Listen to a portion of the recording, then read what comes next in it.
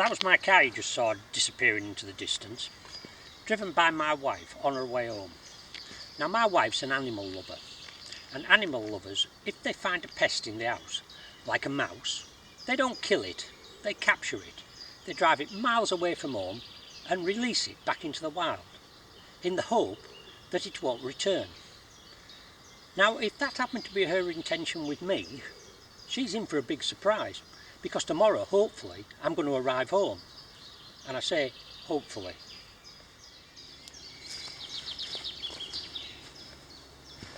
Now for those of you who've watched my adventures, you'll be aware that me and packing rucksacks don't get on very well. This trip was no different.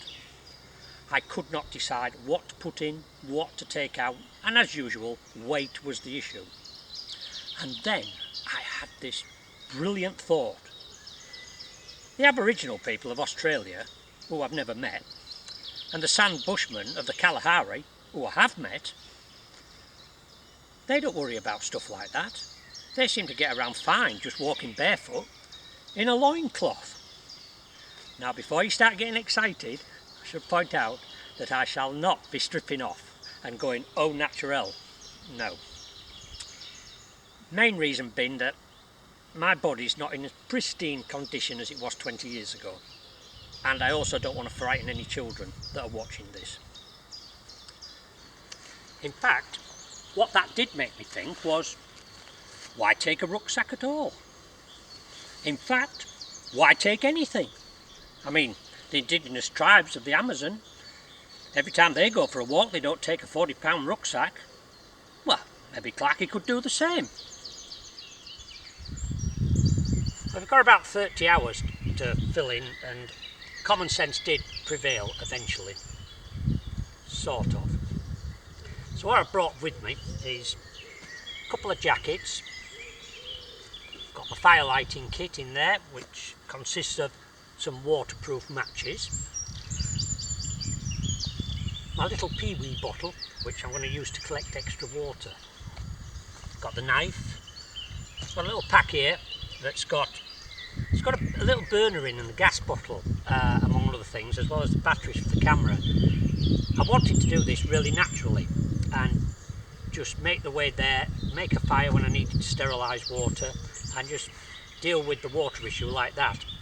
But since I plan to do this, the weather's got drier and drier and hotter, and stopping and making a little fire in the forest just to boil some water and then move on could be very risky.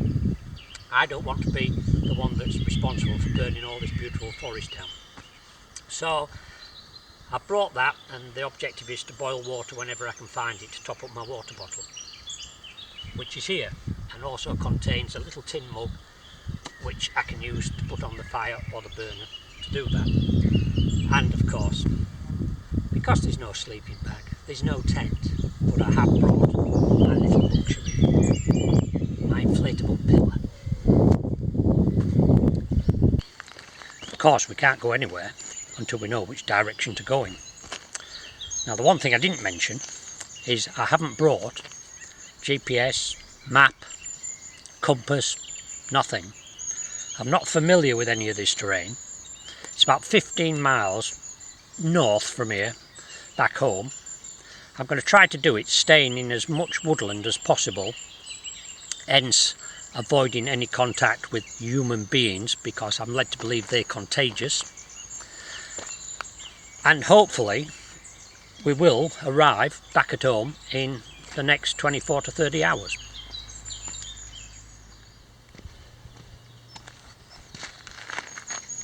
Okay, before we set off, we need to check that we're heading in the right direction. So we're going to be using natural navigation techniques to find our way. So the first thing I've done is use the shadow stick method to confirm which way north and south is. We want to go north. I put this stick in the ground when I first arrived here about half an hour ago. The end of the shadow was there. I'm now going to take this stone, place it on the end of that shadow, remove the stick, lay it across that line, and that is giving me a perfect west-east line, which means that if I take a 90 degrees that way and that way, that's obviously going to be north, and this is going to be south. So what I've learnt now is that my direction I need to head off in is that way. I will use this sort of technique here and there just to confirm that we are still heading the same way. The good thing is, because we've got the sun, I can use the angle of the sun and the degrees as it rotates to keep me going more or less in the right direction. But this is very accurate to confirm that I am in fact still heading the right way.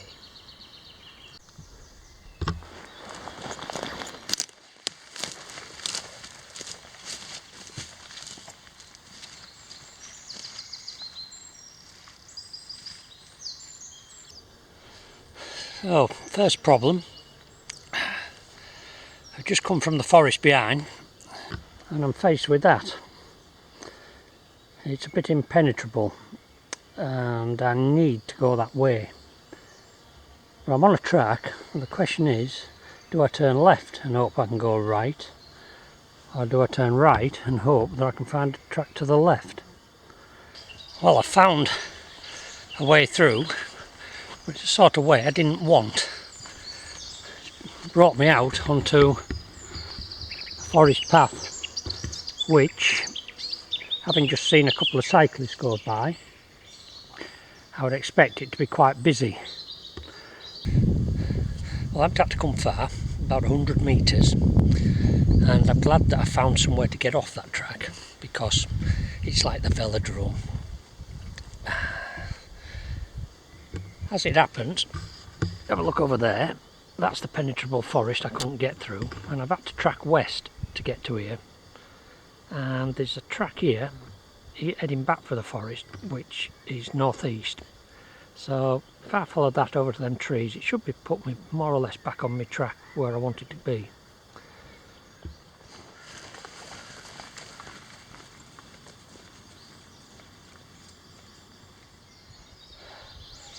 Well, we're making progress. I've just come out onto a track just over there. I was going to follow it, but it tracks around there. And there's a road and it's full of humanoids. So I'm going to see if I can find a way through here.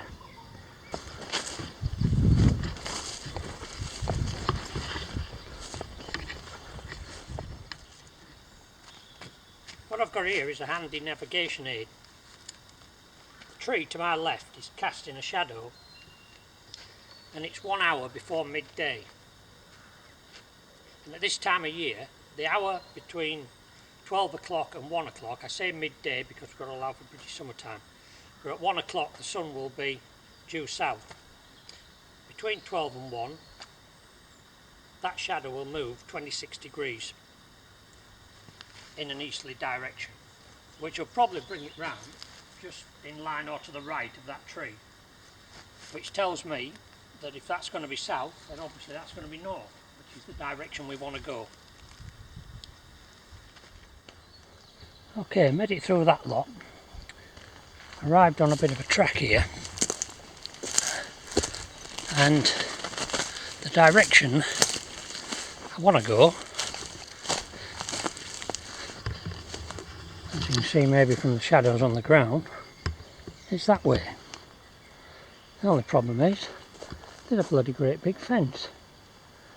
So we're going to have to follow this track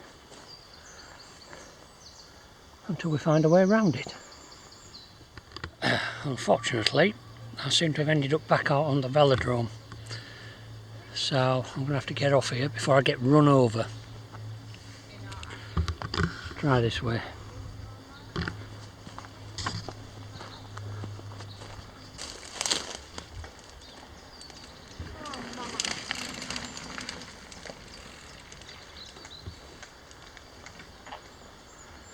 Sorry about that. It's alright. No.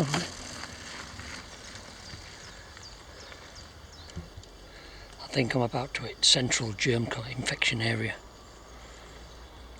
I've had a look through the woods there. A lot of parked cars, a lot of tracks all meeting up here, and a lot of people on bicycles and foot. So there must be a road and somehow I've got to work out how to get across it without catching the dreaded lurgy.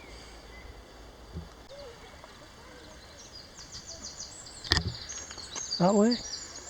I don't think so. That way? Looks pretty shit to me. But I think we'll go for it.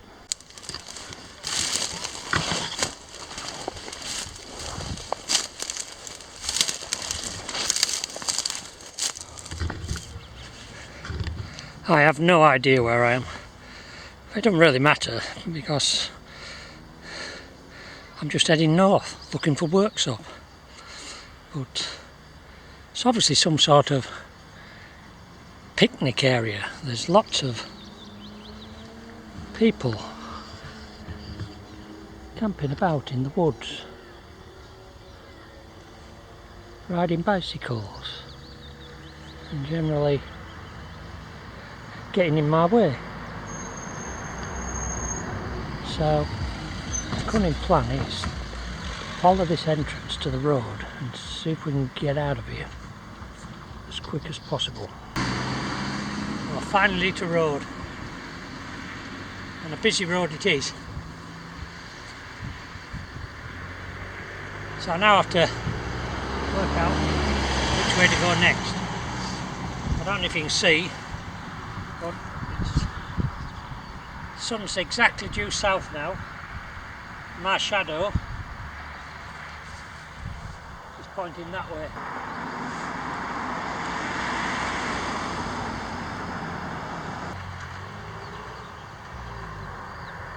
That's where the next big clump of forest is. Unfortunately, there's a farmer's fields in between with crops, so just looking down this road, there's got to be some sort of connecting footpath or cycleway across that forest. So I'm going to follow the main road, and looking down there I can see what looks like a train signal box. There's a possibility that there's some sort of crossing there. There's got to be some access for the farmers, so we'll take a look and see if we can find a way out of this M25 situation.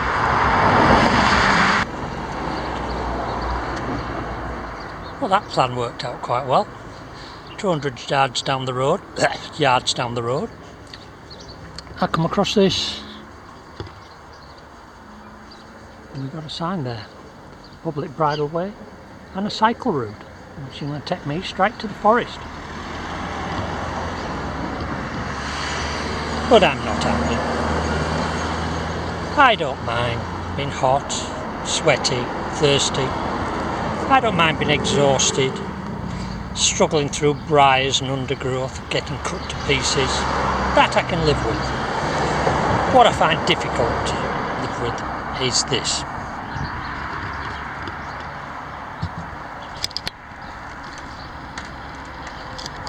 The dog and duck. And what's wrong with that? Bloody clothes, that's what's wrong with that.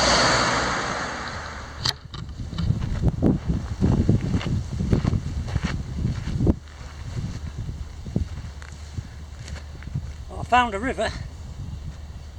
Only problem is I'm going to have to climb down here to get the water. Oh well, give it a go.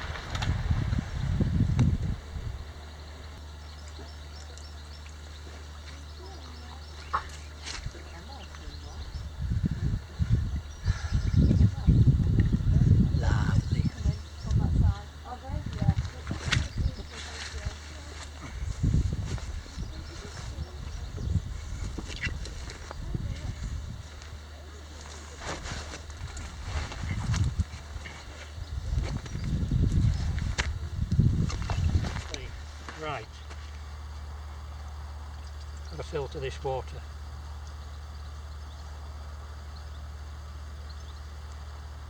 Get out any shit that I've just picked up.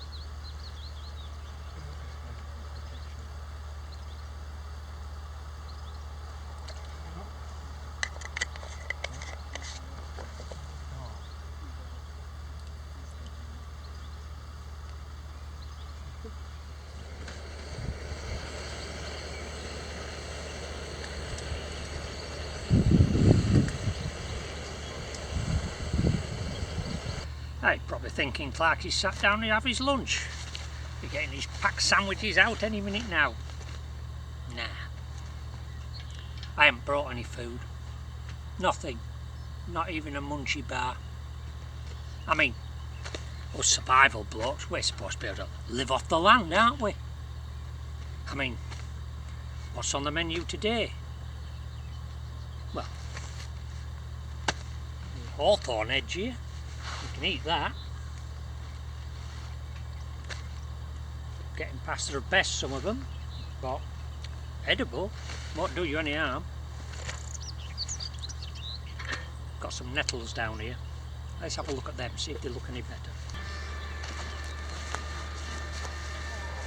Now these nettles, they've got a lot of good qualities, and they're full of nutrition. 7 times more vitamin C than an orange. All you've got to do is pick them and do something with them. In my case, I would boil them and eat it a bit like spinach. My survival instructor, or one of them, when I asked him about getting stung picking them, he told me to man up, with a capital M. Well, I'm not going to. I'm going to put my glove on. Tell you what, let's half man up, and I'll meet him halfway. One on, one off. And there we have it. All you got to do is collect a lot of those. The top ones are the tastiest, so always pick the top ones, and then you don't damage the plant either. But boil them up, and you've got yourself a really nutritious meal.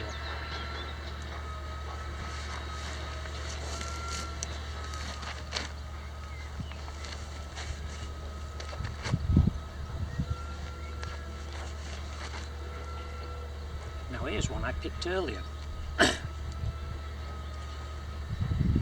You can also eat the root. It's quite nutritious as well. It says, trying to break a piece off to eat. I'll tell you what, we'll use the teeth.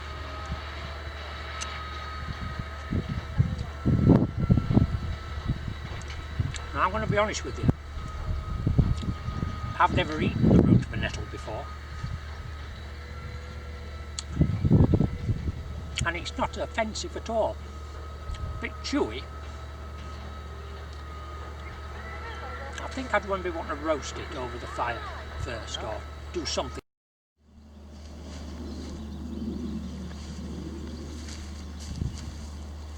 So am I going to wander around this meadow picking weeds for my supper? I don't think so. I'm always saying that you can go 3 days without water, 3 weeks without food. Well, surely I can manage 30 hours. There is a serious reason why I'm not going to though. These plants tend to be a bit diuretic, and by that I mean that they require a lot of water to process them in your body. Now, due to the fact that I'm short of water, if I start putting that stuff in, it's going to make me very thirsty, and I'm going to want more water, and I'm going to become dehydrated. So just for today, I'm going to leave the weeds, plants, in the meadow, and we'll look forward to a nice tasty dinner when we get home.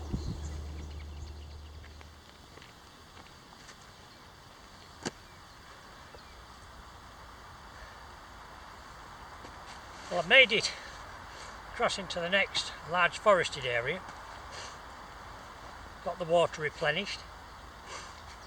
Just want to check I'm still heading in the right direction. It's 3 o'clock now. The sun was due south at 1 o'clock, give or take a minute, and it should have moved round in the last 2 hours about 45 degrees, which means as I'm walking that way, if I'm going due north, the angle of my shadow should be 45 degrees.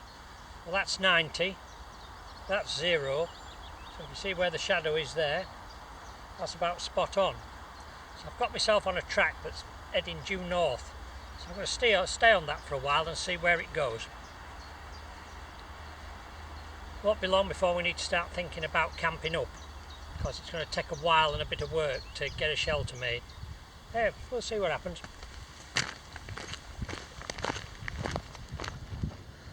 For the last hour I've been looking for a fallen down pine tree.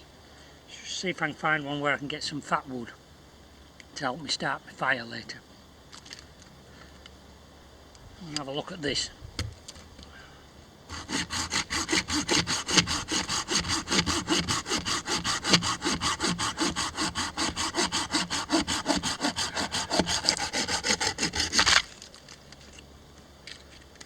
Oh, that's perfect. Perfect. I was going to think I wasn't going to find one. Oh, that'll make life easier. Let's get out of these briars.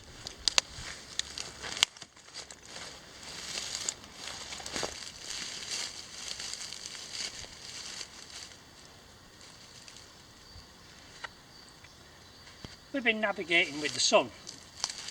If we happen to lose the sun, there's various other indicators that tell us roughly which way we were going. It's always worthwhile learning a little bit about the area or the country that you're travelling in. And one of the things that you really ought to learn is which way the prevailing winds come from. In the UK they come from the southwest. At the moment it's coming from the east very gently, but majority of storms come from the southwest, and they're the ones that bring the trees down. So here's a prime example. This tree is actually pointing northeast. It's been hit by the southwesterly wind, blown it over, and that is a compass for me. From that I can work out which is north, south, east and west. And you'll find them all over the forests in the UK, and not everyone will be pointing that way, but if you look at 3 or 4 you'll find the majority are always pointing northeast, having been blown over from the west. Just wandering around this forest looking for somewhere suitable to make camp, I've seen this laid right in front of me. What it is it's part of a nest, but it's very flammable material, and it's there all ready to start a fire with. Absolutely perfect.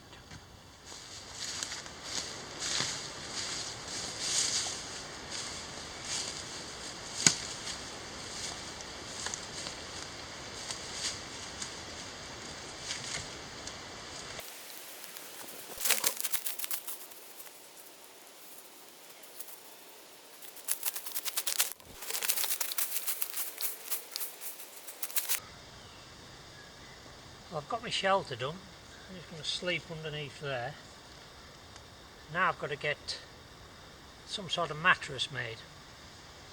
Normally I would put a layer of holly down. Now that might sound prickly, and it is, but then you coat it with a layer of ferns and it actually acts like springs in a bed, and it makes it quite comfortable. Unfortunately I can't find any holly trees near here, so I'm just going to have to put a layer of ferns down, which won't be quite as comfortable. 6 o'clock, I've been 2 hours doing this, so I've got to crack on, see if we can get the rest done before it gets too dark in here.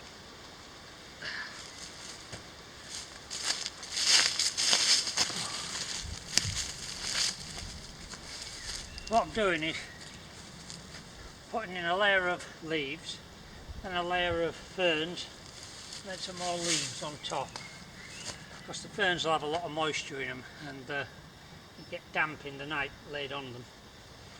Should be nice. So I've got the bed made. Now I'm trying to make a safe place to just have a little tiny fire, just enough to give a little bit of heat off. To that end I'm digging a hole, and it's so dangerous in the forest when it's so dry having a fire. Just trying to take every precaution possible. Get this hole nice and deep and get rid of that root in a minute. What's the worst that could happen? Set fire to the tent and everything burned down. Shh, don't tell anybody though. Now this is it. I've been at this 3.5 hours now. It's 7:30. I've had enough. We're not lighting a fire, we're just going to get some warm clothes on, and then if we need the fire later on, 10, 11 o'clock, when it starts getting cold, then we'll light it up. We're all ready to go. Right now I could just fall asleep. My wit and enthusiasm have deserted me.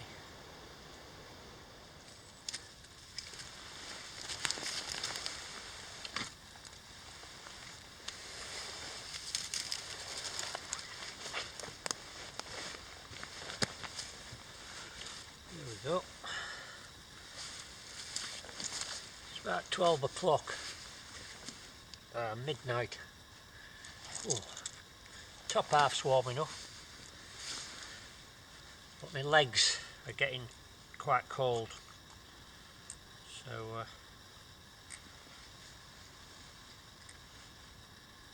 we'll see if we can light a fire, get some heat.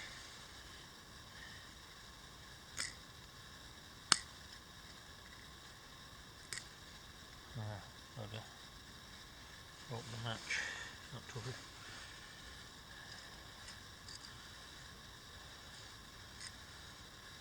Getting a bit tangled up here. Got that, I'd put a needle and cotton in here, just in case I had to make any repairs.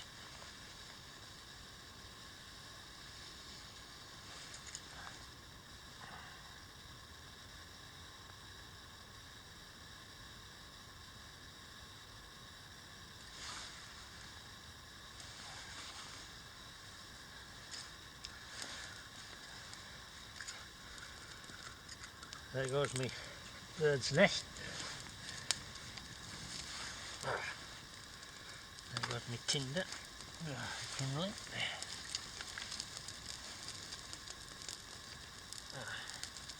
I'm going to get one chance at this. Oh.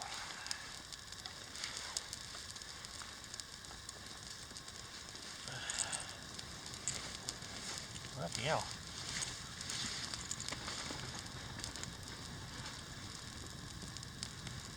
Might have overdone it with the whatever.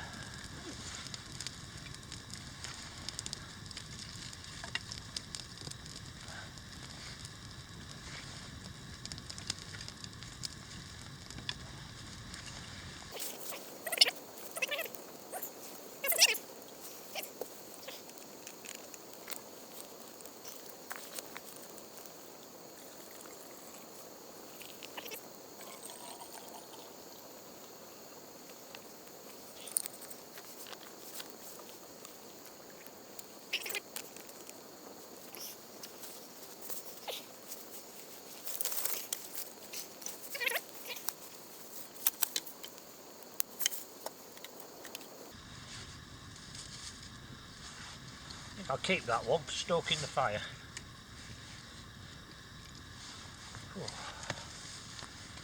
Right, switch off and get back into bed.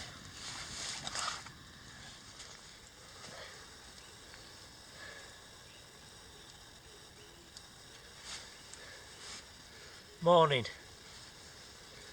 It's about 5:10. Should have had the sunrise, but there isn't any.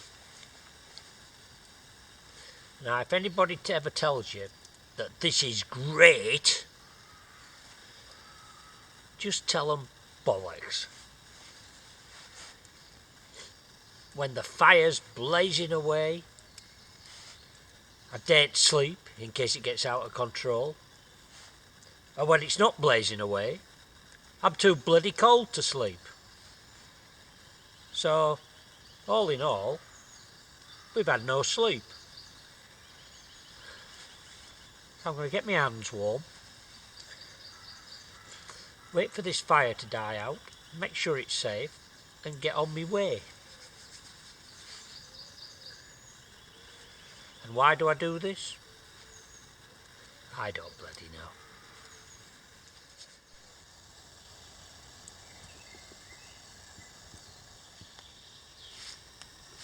Well, we're ready to go. We've left the site more or less how we found it. I clocked the direction last night. We haven't got any sun at the moment to guide us, but we'll use other methods if necessary. But north's that way, which means home's that way. And I'm kind of looking forward to it.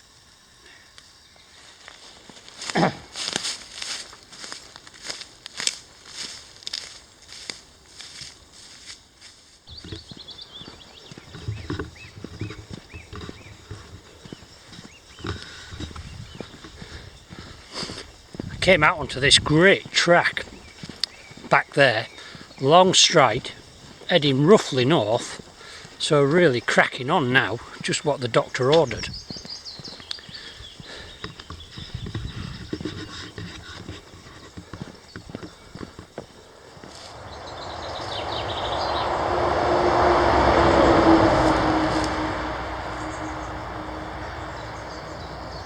I've just crossed a busy main road.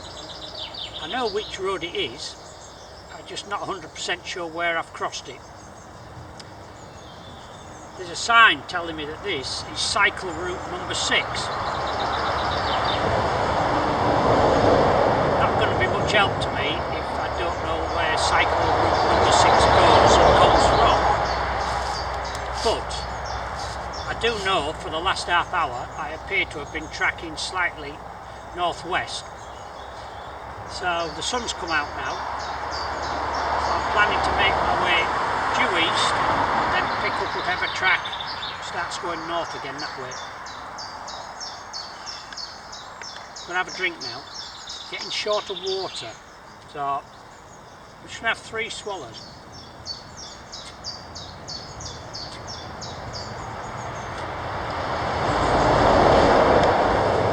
I could have 10 swallows. But the body wouldn't process it all and I'd end up weeing half of it out. If you take 3 mouthfuls, give it a little while, and I honestly don't know how long. I tend to leave it half an hour, but I ain't got a clue whether that's right or not. And that way your body actually sends that water to where it needs to be. As opposed to 10 swallows, it might send a bit of it where it wants to be and the rest straight down to your bladder.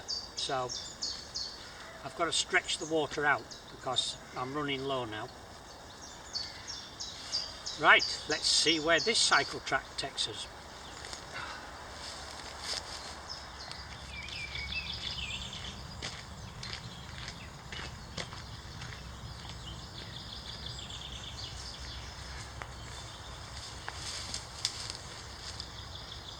You ever have one of them days when you feel like a muppet? Cyclist just came past me, nearly ran me over. I jumped into the side, I shouted after him, "Why don't you ring your bell, mate?" He shouted back, "I did, are you deaf?" And then I remembered I hadn't put my hearing aids in this morning when I got up.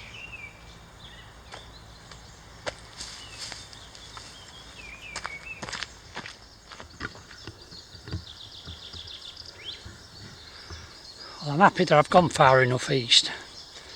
I just spotted a track here. I was going to turn down it, but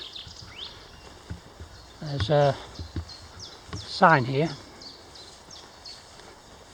saying no public access, it says. So, whoa, fallen over a twig. So I'm going to carry on along here until we find a track we can head north on.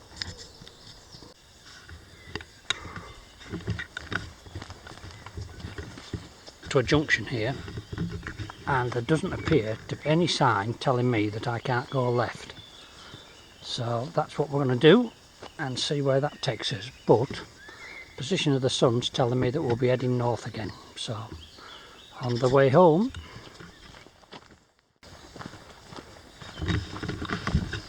I've just seen another one of those signs, private estate, no entry. I don't like estates. You know why? Because I haven't got one.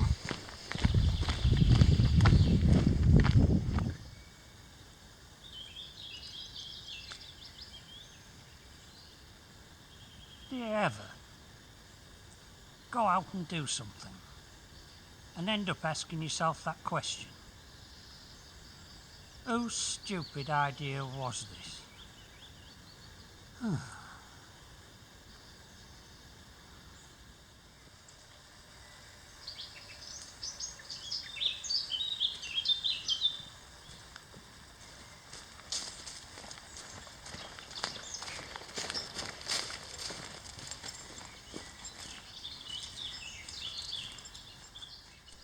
So, we've just come down there.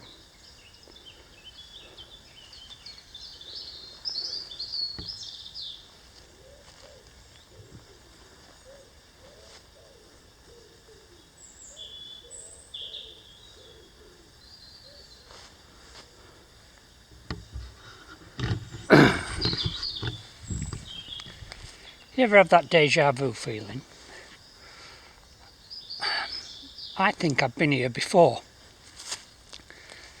And if I have, I think I need to turn left and make my way down there. I'm not 100% sure, but I'm going to give it a go.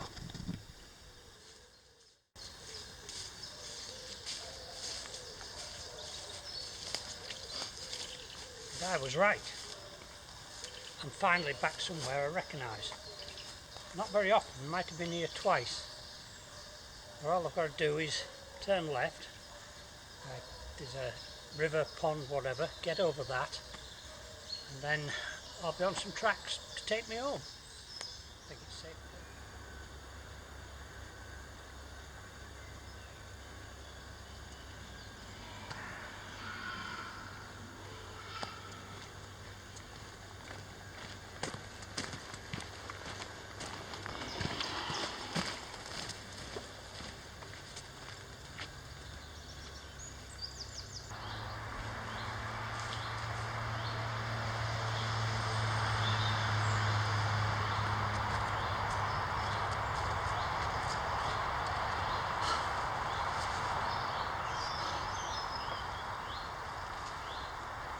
It's 2 hours since we last spoke, and I'm shattered, but we're going to make it.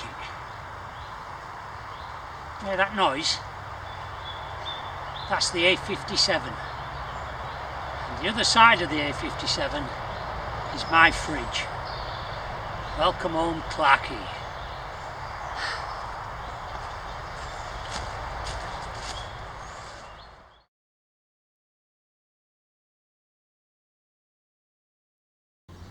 Well, here I am. Feet have finally stopped throbbing, urine has returned to its natural colour, and I've caught up on my sleep. Now, what can you learn from what you've just seen? Well, if you don't want to spend the day in the company of hundreds of cyclists, with or without bells, stay at home. If you want to avoid unnecessary discomfort, stay at home. If you enjoy a good night's sleep in a comfy bed, stay at home. And I think there's a new word for that: lockdown. Now, if you don't think you like the idea of lockdown, take yourself off for 30 hours. Get hungry, exhausted and dehydrated, and you may find that staying at home becomes more appealing. And as for me, was it all worth it? Of course it was.